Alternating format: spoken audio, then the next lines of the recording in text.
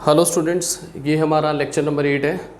Chapter चल रहा है अल्कोहल फिनोल ईथर और लास्ट टॉपिक इस चैप्टर का हम डिस्कस कर रहे थे। ईथर टॉपिक चल रहा है जिसकी केमिकल प्रॉपर्टी हम पढ़ रहे थे। एक केमिकल प्रॉपर्टी हम डिस्कस कर चुके हैं, electrophilic substitution reaction in aromatic ethers.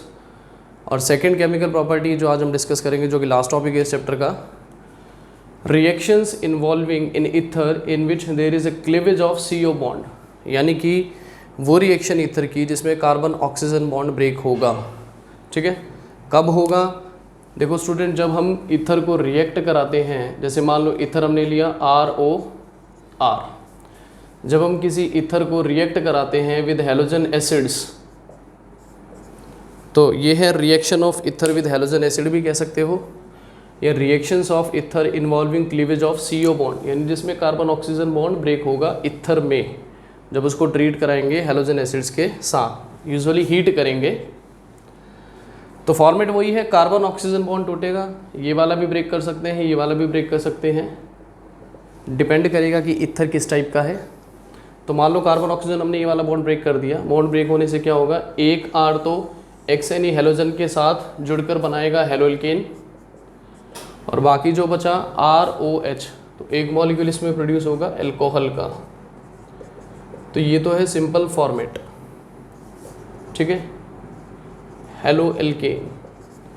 तो जब हम ईथर को रिएक्ट कराते हैं विद हैलोजन एसिड HX, ठीक है, ये कोई भी हैलोजन एसिड हम ले सकते हैं, तो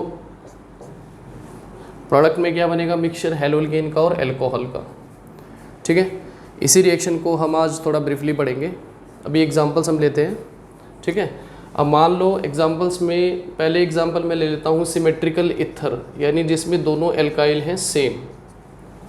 ठीक है, तो सिमेट्रिकल ईथर है, ईथर की नेमिंग होती है एल्काइल ईथर, इसकी नेमिंग क्या है, कॉमन नेमिंग ये है डाई मिथाइल ईथर। ठीक है स्टूडेंट्स, तो हमने सिमेट्रिकल ईथर लिया। सिमेट्रिकल का मतलब जो है ऑक्सीजन एटम के दोनों तरफ जो कार्बन एटम है वो सेम है, यानी एल्काइल सेम है। अगर हम इसको ट्रीट करा रहे हैं विद हैलोजन एसिड, मान लो हमने हैलोजन एसिड ले लिया HI, सबसे बढ़िया रिड्यूसिंग एजेंट HI होता है, सबको पता है। हैलोजन का डाउन द ग्रुप साइज बढ़ेगा, बॉन्ड लेंथ बढ़ेगी, बॉन्ड लेंथ बढ़ेगी तो बॉन्ड टूटना आसान होगा, तो ये बॉन्ड ब्रेक होना आसान होगा। तो HI के साथ अगर हीट करेंगे तो फॉर्मेट वही है, कोई भी आप बॉन्ड ब्रेक कर सकते हो, दोनों सेम है, सिमेट्रिकल है। मान लो अगेन ये वाला बॉन्ड ब्रेक कर दिया, तो RX हेलोल्केन तो बन गया भाई आयोडोमिथेन, ये इसको मिथाइल आयोडाइड भी लिख सकते हैं, और दूसरा मॉलिक्यूल इसमें बनेगा अल्कोहल यानी कि मिथनॉल। ठीक है, ये तो है मिथनॉल और ये है आयोडोमिथेन। तो ये तो था स्टूडेंट सिमेट्रिकल ईथर। अब क्वेश्चन जो बनेंगे वो बनेंगे अगर हम अनसिमेट्रिकल ईथर लेते हैं। ठीक है, अनसिमेट्रिकल ईथर के लिए हम एक और एग्जांपल लेते हैं। जैसे मान लो हमने एक R ले लिया मिथाइल और दूसरा R हमने ले लिया इथाइल, और इसको हम ट्रीट करा रहे हैं विद हैलोजन एसिड HI। ठीक है, हीट कर दिया। तो स्टूडेंट्स अब क्वेश्चन ये बनता है कि कौन सा एल्काइल जो है वो हैलोजन के साथ जुड़ के हेलोल्केन बनाएगा और दूसरा बनाएगा उसके हिसाब से फिर अल्कोहल। तो क्वेश्चन ये है कौन सा R जो है वो आयोडीन के साथ जुड़ेगा। तो तुम्हें मैं बता दूं कि ये रिएक्शन जो है, ये तुम्हें हिंट के लिए बता रहा हूँ, ये रिएक्शन फॉलो करती है SN2 मैकेनिज्म। अब SN2 मैकेनिज्म फॉलो करती है तो सबको पता है कि SN2 किस तरफ इंक्रीज़ करता है, प्राइमरी एल्काइल की तरफ।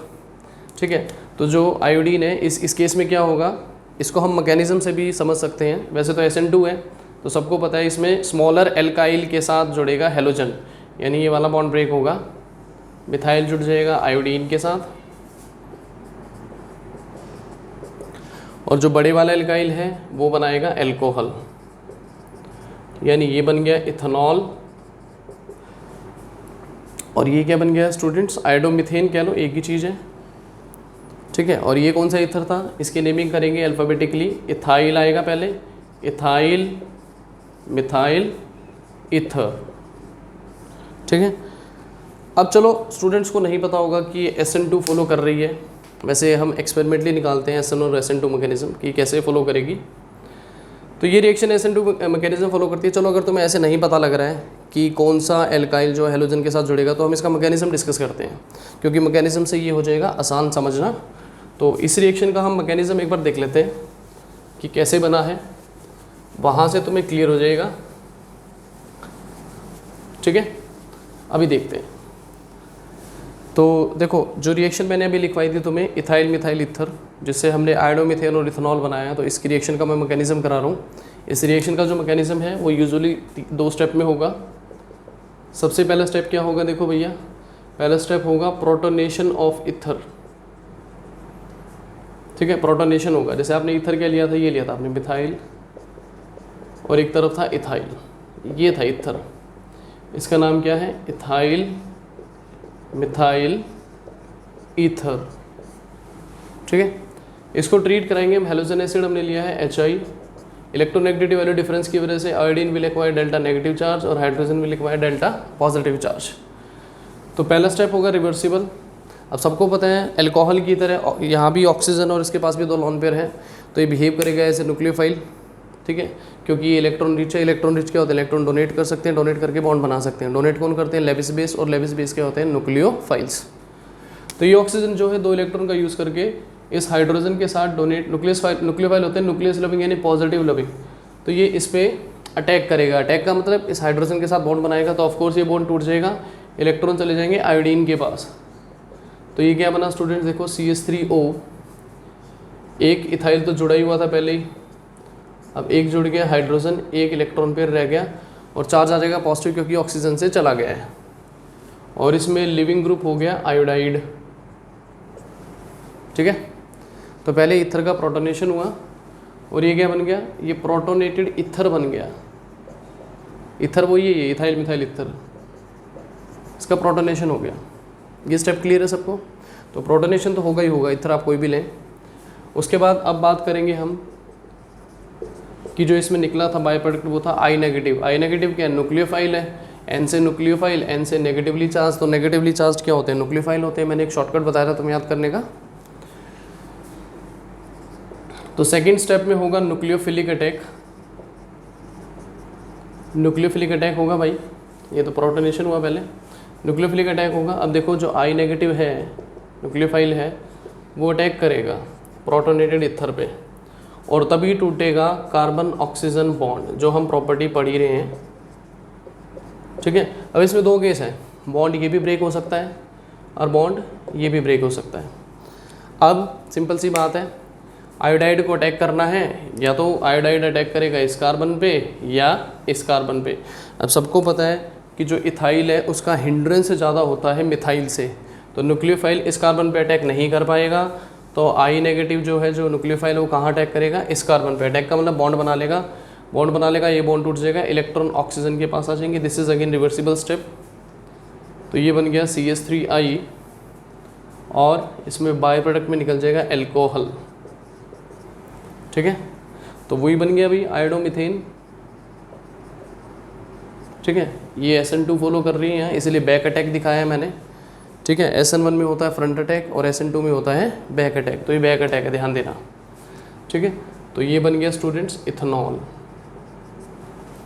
क्लियर, यहाँ तक आ गया सबको समझ में कि आयोडाइड ने छोटे वाले मिथाइल पे ही अटैक किया, क्योंकि इथाइल का हिंड्रेंस ज़्यादा होता है मिथाइल से। जितना ज़्यादा स्टेरिक हिंड्रेंस होगा उतना ही अटैक करना क्या हो जाएगा, मुश्किल। अब मैं इसमें एक एक्स्ट्रा चीज़ और बता देता हूँ कि ये तो चलो उस रिएक्शन का हो गया मैकेनिज्म। ठीक है, अब अगर हम हैलोजन एसिड रिएक्शन, तो मैंने इससे पहले डिस्कस कर ली थी, यही लिया था ईथर हमने विद HI, इसमें प्रोडक्ट बने हैं ये 2। ठीक है, ये 2 प्रोडक्ट बने, तो मैंने मैकेनिज्म बता दिया कैसे बनाया। ये रिएक्टेंट है, ये प्रोडक्ट है। अगर इसी रिएक्शन में मैं हैलोजन एसिड अगर मैं एक्सेस में ले लूँ तो क्या होगा, तो भाई वही होगा कि पहले तो ये 2 प्रोडक्ट बनी जाएंगे, उसके बाद जो HI है वो अल्कोहल के साथ फर्दर रिएक्ट कर जाएगा। ठीक है, ये रिएक्शन हमने पढ़ी थी हेलोल्केन हेलोरीन में, प्रिपरेशन थी हेलोल्केन की फ्रॉम अल्कोहल। सबसे पहली रिएक्शन NCERT की, reaction of alcohol with halogen acids. तो होगा क्या स्टूडेंट्स, देखो ये जो मिथेनॉल है, पहले मैं यहाँ रिएक्शन बता देता हूँ, सॉरी इथेनॉल जो है वो रिएक्ट कर जाएगा अगेन HI के साथ, क्योंकि वो एक्सेस में है। तो फॉर्मेट सबको पता ही होगा, इसमें क्या निकल जाता है, वाटर, हीट कर देंगे, क्या निकल जाएगा, वाटर, और क्या बन जाएगा भाई, आयोडो इथेन। अगर हम कैटलिस्ट लेते हैं एनहाइड्रो ZnCl2 और हेलोजन एसिड अगर हम लेंगे HCl, तो वो एक नेम रिएक्शन बनेगी ग्रूव्स प्रोसेस, जो हमने फर्स्ट चैप्टर में पढ़ी थी। ठीक है, क्लियर हो गया तुम्हें कि अगर हम हेलोजन एसिड एक्सेस में लेंगे तो ये HI जो है इथेनॉल के साथ रिएक्ट करके आयोडोइथेन बना लेगा। तो फाइनली प्रोडक्ट क्या बनेंगे, एक तो आयोडोमिथेन और एक आयोडोइथेन। क्लियर। इसका भी हम फर्दर मैकेनिज्म बना सकते हैं कि इथेनॉल से ये कैसे बना, ये वाला मैकेनिज्म बिल्कुल आसान है। स्टेप थर्ड वही होगा। देखो पहले अल्कोहल का क्या होगा, प्रोटोनेशन होगा, सबको पता ही है, एवरीथिंग इज सेम। प्रोटोनेशन होगा, देखो भाई इथेनॉल ले लिया ना, सबको पता है ऑक्सीजन के पास लॉन पेयर है जैसे ईथर के पास थे, रिएक्शन विद हेलोजन एसिड हो गया HI। ठीक है, हीट करने पे क्या होगा, देखो हीट तो हमने इस रिएक्शन में कर ही रखा है, ये दिखाने की जरूरत नहीं है। तो पहले प्रोटोनेशन होगा, ये टूटेगा और ये इधर आ जाएगा। ठीक है, ये स्टेप रिवर्सिबल होगा अगेन। तो प्रोटोनेटेड अल्कोहल बनेगा, सबको पता है OH, इधर भी H, एक लॉन पेयर और चार्ज आ जाएगा पॉजिटिव। और लिविंग ग्रुप क्या होगा इसमें, I नेगेटिव। अब नेक्स्ट क्या होगा, ठीक है, ये इसका फर्दर मैकेनिज्म बता रहा हूँ मैं, इसको स्टेप 4 नाम दे दिया है मैंने। न्यूक्लियोफिलिक अटैक होगा सेम, न्यूक्लियोफिलिक अटैक सबको पता है, I नेगेटिव अटैक करेगा, SN2 फॉलो करेगी तो बैक अटैक ही होगा इसमें भी, प्लस CH3 CH2O H एक लॉन पेयर चार्ज पॉजिटिव। ठीक है, न्यूक्लियोफिलिक अटैक होगा, ये किस पे अटैक करेगा, इस कार्बन पे, ये बॉन्ड टूटेगा, वाटर निकालना ही था, बाय प्रोडक्ट में ही निकला हुआ है वाटर यहाँ। ठीक है, तो इस वाटर को यहाँ निकाल दो और अगेन ये क्या बन गया, आयोडो इथेन। क्लियर है, ये स्टेप भी रिवर्सिबल है, ध्यान दें, थियोरेटिकली पॉसिबल है, SN2 फॉलो करेगा, ध्यान देना। तो स्टूडेंट ये है, अगर हम अनसिमेट्रिकल ईथर लेंगे तो उससे पता लग जाएगा कि हेलोजन जो है वो हमेशा स्मॉलर एल्काइल के साथ जुड़ेगा, या ये को हिंड्रेंस के बेसिस पर हम इसको बताएंगे कि हेलोजन किस एल्काइल के साथ जुड़ेगा। तो मैकेनिज्म जो है उससे हमें पता लग जाता है, इसलिए ठीक है, क्योंकि स्मॉलर एल्काइल के साथ जुड़ा है इसलिए बैक अटैक हुआ है, इसलिए SN2 मैकेनिज्म को फॉलो करेगी। तो उम्मीद है स्टूडेंट तुम्हें समझ आ गया होगा। ठीक है, अब थोड़ा तुम्हें कुछ एक्स्ट्रा और बता देता हूँ कि ये तो हमने अनसिमेट्रिकल ईथर लिया है, लेकिन इसमें जो एल्काइल है वो हमने क्या लिया था, प्राइमरी। ठीक है, वैसे तो स्टूडेंट्स तुम्हें पता ही होगा कि एल्काइल भी 3 तरह के होते हैं, प्राइमरी, सेकेंडरी और टर्शरी। एक बार बता देता हूँ तुम्हें,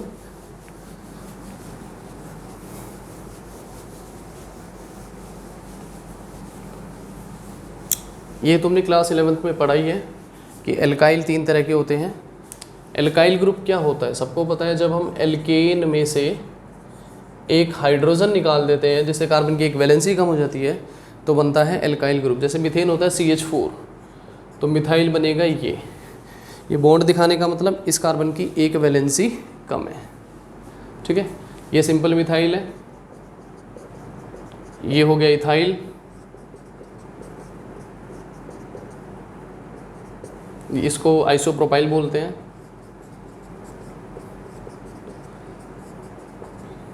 देखो ये एल्काइल मैंने कई तरह के बना दिए, ये तो है तुम्हारा भाई टर्शरी एल्काइल। टर्शरी कैसे, जिस कार्बन की एक वैलेंसी कम है इस पे आपको बनाना है स्टार, इस पे स्टार लगाना है, और अब ये देखना है कि स्टार वाले कार्बन से कितने कार्बन डायरेक्टली बॉन्डेड हैं, कितने जुड़े हैं, 1 2 3, तो ये है टर्शरी एल्काइल। एल्काइल तो है ना क्योंकि वैलेंसी कम है। इस पे लगाओ स्टार, ये कौन सा हो गया भाई, सेकेंडरी। इस पे लगाओ स्टार, ये हो गया प्राइमरी। ये सिंपल एल्काइल है, इसको आजकल सुपर प्राइमरी एल्काइल के नाम से भी जानते हैं। ठीक है, इसको हम क्या बोलते हैं शॉर्ट में, दिस इज टर्शरी एल्काइल। क्या है, 4 कार्बन हो तो ये बनेगा ब्यूटाइल। ये सेकेंडरी है, इसको सेकेंडरी प्रोपाइल भी लिख सकते हैं, या इसको बेस्ट इस नाम से भी जानते हैं, आइसोप्रोपाइल। ठीक है, ये सिंपल इथाइल है और ये सिंपल क्या है, मिथाइल। तो स्टूडेंट्स एल्काइल तुम्हें पता लग गया। अब हम चलते हैं आगे, रिएक्शन वही पढ़ रहे हैं हम, reaction of ether with halogen acid, जिसमें एक मॉलिक्यूल हेलोल्केन बनेगा, एक अल्कोहल बनेगा। तो अभी हमने एक ही केस लिया था अनसिमेट्रिकल ईथर का। अब अगर मैं तुम्हें बात करूं, एक ट्रिक तुम्हें बता देता हूं आगे के लिए। अगर एल्काइल प्राइमरी हो और अगर सेकेंडरी एल्काइल, प्राइमरी या सेकेंडरी एल्काइल प्रेजेंट है ईथर में, तो वो फॉलो करता है हमेशा SN2 मैकेनिज्म, ठीक है। और अगर टर्शरी एल्काइल प्रेजेंट है ईथर में, तो टर्शरी तो हमेशा फॉलो करता है SN1। मैंने चैप्टर हेलोल्केन हेलोरिन में तुम्हें बताया था कि टर्शरी एल्काइल हमेशा SN1 मैकेनिज्म को फॉलो करता है, प्राइमरी SN2 को, सेकेंडरी SN1 SN2 दोनों को फॉलो कर सकता है डिपेंडिंग ऑन दी सॉल्वेंट की कंडीशंस क्या हैं। सॉल्वेंट हमने प्रोटिक लिया है या एप्रोटिक, ठीक है। यहाँ पर अगर हम बात करेंगे तो ईथर वाले केस में secondary alkyl SN2 mechanism follow करेगा, ठीक है। तो ये चीज़ को तुम्हें दिमाग में रखना है, ये चीज़ दिमाग में रहेगी तो तुम्हारे लिए बनाना आसान होगा। चलो देख लेते हैं। मान लो अगर आपने ईथर ले लिया ये CH3O, ठीक है, CH3 और CH3, ये है तो ईथर ही ना, ROR', एक R मिथाइल है, एक R हो गया टर्शरी, ये वाला टर्शरी ब्यूटाइल कहेंगे इसको। अगर हम इसको रिएक्ट कराएंगे विद हेलोजन एसिड, अब सबको पता है टर्शरी एल्काइल अगर आ गया तो ये SN1 फॉलो करेगा, हीट करना है तुम्हें। तो SN1 के केस में क्या होता है, SN1 कहाँ इंक्रीज करता है, टर्शरी की तरफ, यानी कि जो बॉन्ड है, जब ये कार्बन ऑक्सीजन बॉन्ड टूटेगा तो टर्शरी एल्काइल जो है ये किसके साथ आएगा इस बार, हेलोजन के साथ, ठीक है। एल्काइल हैलाइड की रिएक्टिविटी बढ़ती है ना टर्शरी की तरफ SN1 में, तो आयोडीन जो है वो टर्शरी के साथ जुड़ेगा, इस बार ध्यान देना, ठीक है। इसको हम ऐसे भी लिख सकते हैं CH3I, और जो बचेगा उसके हिसाब से बनेगा एल्कोहल। इस बार स्मॉलर एल्काइल के साथ नहीं बना है हेलोजन, ठीक है, क्योंकि ये SN1 फॉलो कर रहा है, तो टर्शरी की तरफ इंक्रीज करता है SN1, तो इसलिए टर्शरी एल्काइल के साथ आएगा आयोडीन, ध्यान रहे, ठीक है। अब नेमिंग कर देते हैं, ये वही है टर्शरी ब्यूटाइल आयोडाइड, ठीक है, ये मिथनॉल है, ये हेलोजन एसिड है, हाइड्रोजन आयोडाइड लिख सकते हो। इसकी नेमिंग करेंगे, ये बनेगा एल्काइल ईथर होता है ना, एक एल्काइल तो हो गया टर्शरी ब्यूटाइल, एक हो गया मिथाइल, और फिर आ जाएगा ether, tertiary butyl methyl ether, तो प्रोडक्ट बनेगा ये चीज़ क्लियर हो गई। चलो अब हम एल्काइल लेंगे सेकेंडरी, टर्शरी हो गया, प्राइमरी हम पढ़ चुके हैं, सेकेंडरी ले लेते हैं। चलो इसी में चेंजेस कर देते हैं थोड़े से, इसको रब कर देता हूँ। लो स्टूडेंट्स, ये रिएक्शन कंप्लीट करनी आती है तो कंफ्यूज मत होना। इस बार अगर एक एल्काइल हमने ले लिया, इस बार एक एल्काइल हमने ले लिया सेकेंडरी, ठीक है, हेलोजन एसिड के साथ, ठीक है, हीट कर दिया। अब क्योंकि ये सेकेंडरी एल्काइल है, इसकी नेमिंग करेंगे तो क्या बनेगा भाई, ये बनेगा, ये तो हो गया आइसोप्रोपाइल, यहाँ लिखवाया हुआ है मैंने आइसोप्रोपाइल, ये एल्काइल होगा मिथाइल, और लग जाएगा ईथर। अब तुम्हें ये बताना है कि कौन सा एल्काइल जो है वो आयोडीन यानी हेलोजन के साथ जुड़ेगा। अब अगर ये रिएक्शन फॉलो कर रही है, सबको पता है क्या फॉलो करेगी, SN2 हीट करना है। SN2 का मतलब SN2 किस तरफ इंक्रीज करता है, प्राइमरी की तरफ, यानी स्मॉलर एल्काइल की तरफ। तो इस बार अगेन ये वाला बॉन्ड ब्रेक होगा और स्मॉलर एल्काइल के साथ ही जुड़ेगा हेलोजन, ठीक है, तो बनेगा हेलोल्केन आयोडोमिथेन, और एल्कोहल तुम्हारा बनेगा CH3 CHOH और CH3, ठीक है, CH3 CH3 एक ही बात है, ये बन गया आइसोप्रोपाइल एल्कोहल। तो स्टूडेंट्स मेन चीज़ वो है कि ईथर में एल्काइल कैसे हैं, अनसिमेट्रिकल का तो मैं, ये सारे ही अनसिमेट्रिकल हैं, लेकिन एल्काइल में भी अगर प्राइमरी सेकेंडरी टर्शरी है तो वो SN1 SN2 के हिसाब से हम बनाएंगे हेलोल्केन और एल्कोहल। तो ये चीज़ क्लियर हो गई। चलो अब हम बात कर लेते हैं एरोमेटिक ईथर्स की। एरोमेटिक ईथर्स पे भी कई बार रिएक्शन जो है वो CBSE बोर्ड में आ जाती है कंप्लीट करनी, तो उसको भी अच्छे से समझे विद रीज़न, क्योंकि रीज़न भी एक्सप्लेन करना आ सकता है। चलो जैसे अगर हम एरोमेटिक ईथर में लेते हैं एनिसॉल, ठीक है, क्या लेते हैं, एनिसॉल OCH3, इसको हम बोलते हैं एनिसॉल, ठीक है, या मिथाइल फिनाइल ईथर एनिसॉल बोलते हैं। अब मान लो अगर इसमें हम हैलोजन एसिड ऐड करेंगे और हीट करेंगे तो स्टूडेंट्स बता सकते हो कार्बन ऑक्सीजन बॉन्ड तो ब्रेक होगा ईथर में, लेकिन हैलोजन के साथ कौन सा जुड़ेगा और हाइड्रोजन के साथ क्या जुड़ेगा। तो बता देता हूँ स्टूडेंट्स, ऐसे केसेस में क्या होगा, ये वाला बॉन्ड टूटेगा कार्बन ऑक्सीजन, तो एल्काइल तो फिर वही बन जाएगा हेलो एल्केन मिथाइल आयोडाइड। अच्छा ये चीज़ मैंने कैसे प्रोडिक्ट की, ये क्वेश्चन तुम्हारे दिमाग में होगा, ठीक है। ये बन गया फिनॉल, ये मिथाइल आयोडाइड या आयोडोमिथेन, ठीक है। ये हैलोजन एसिड है, हाइड्रोजन आयोडाइड लिख लो या हाइड्रो आयोडिक एसिड भी लिख सकते हो। अच्छा इस केस में ऐसा क्यों हुआ, क्योंकि सबको पता है कि एरोमेटिक में इस ऑक्सीजन के पास लॉन पेयर है, तो बेंजीन को अगर हम इसके रेजोनेटिंग स्ट्रक्चर बनाते हैं तो जब ये डोनेट करेगा रिंग को तो ये कार्बन और ऑक्सीजन बॉन्ड जो है वो एक्वायर कर लेगा डबल बॉन्ड करेक्टर, है ना। और डबल बॉन्ड तोड़ना मुश्किल होता है सिंगल से, तो ये CO बॉन्ड तो ब्रेक होगा नहीं, ऑफकोर्स ये वाला होगा। तो तुम्हें एक्सप्लेन कर देना है due to plus R effect, ठीक है। Oxygen and carbon acquires double bond character which becomes difficult to break, तो इसलिए वो वाला बॉन्ड टूटना आसान है, इसलिए बॉन्ड वो ही ब्रेक होगा। और जब बॉन्ड ब्रेक होगा वो, तो इस कार्बन पर पॉजिटिव चार्ज आएगा तो न्यूक्लियोफाइल इसी पे अटैक करेगा, तो इसके साथ जुड़ के क्या बनेगा, हेलो एल्केन। क्लियर। चलो अब इसमें एक लास्ट केस और हम आज डिस्कस करेंगे, बहुत ही इंपॉर्टेंट केस है ये भी, ठीक है। अगर इथर हो ये वाला एरोमेटिक है, ठीक है, और अगर हम इसको ट्रीट कराएं विद हैलोजन एसिड HI, तो क्या स्टूडेंट्स आप बता सकते हैं कि प्रोडक्ट क्या बनेगा। मैं बता देता हूँ।